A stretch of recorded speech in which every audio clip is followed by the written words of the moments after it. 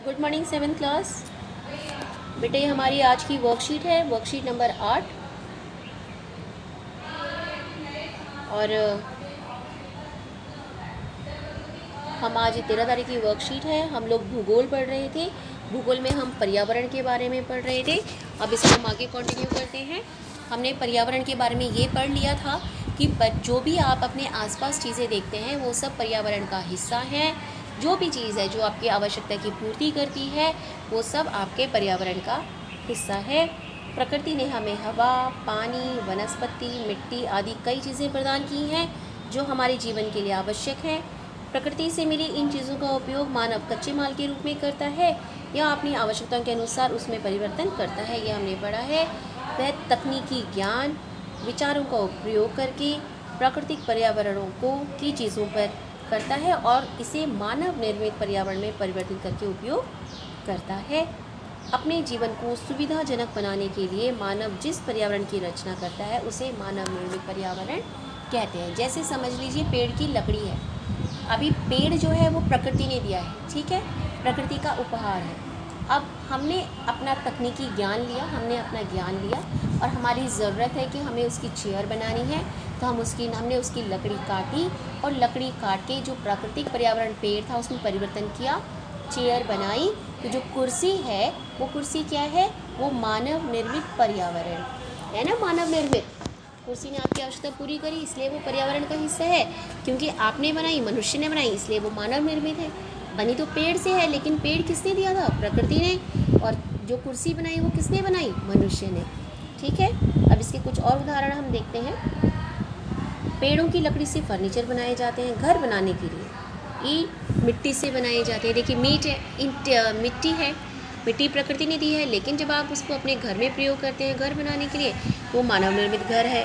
वाहन, बर्तन आदि बनाने के लिए धातुओं को, देखो धातुएं, मेटल्स, खनिज सब धरती के नीचे पाए जाते हैं, प्रकृति के उपहार हैं। लेकिन जब आप उसका प्रयोग अपने सुविधा के लिए उसमें परिवर्तन करते हैं तकनीकी ज्ञान से, जैसे एल्युमिनियम की क्या बनाया आपने?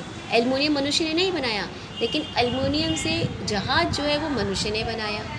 ठीक है।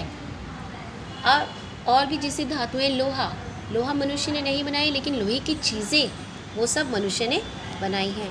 कई बार मानव निर्मित पर्यावरण प्राकृतिक पर्यावरण पर गलत प्रभाव डालते हैं। जैसे देखिए, जो मानव ने पर्यावरण तो निर्मित कर लिया, लेकिन कई बार वो ऐसा हो जाता है कि वो प्राकृतिक पर्यावरण को खराब करता है। जैसे वाहनों और उद्योगों से निकलने वाला धुआं हवा को प्रदूषित करता है।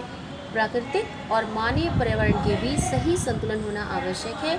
मानव का पर्यावरण के साथ समरसता रहने एवं उसका उपयोग सीखना चाहिए। देखिए मानव निर्मित पर्यावरण है सारा, आपको दिख रखा है यहाँ पर। पार्क है, स्मारक है, इमारतें हैं, उद्योग है, पुल है, सड़क है, ये सब कैसा पर्यावरण है? मानव निर्मित। देखिए क्वेश्चंस क्या पूछ रहे हैं आपसे।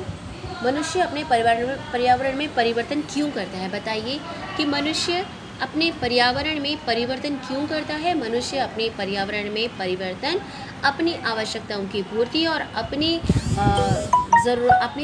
लाइफ को सुविधाजनक बनाने के लिए करता है। अपने आसपास से उन चीज़ों की सूची बनाइए जो हमारे पर्यावरण के लिए खतरा है। अब आप खुद अपने आसपास देखिए कौन सी ऐसी चीज़ें हैं जो आपके पर्यावरण के लिए खतरा है। बहुत सारी चीज़ें आपको दिखेंगी जो आपको लगेगा कि नहीं, ये मेरे जो पर्यावरण भगवान ने बनाया है ये उसके लिए अच्छा नहीं है, हमारे लिए अच्छा नहीं है। आप उनकी चीज़ों की लिस्ट बनाएंगे।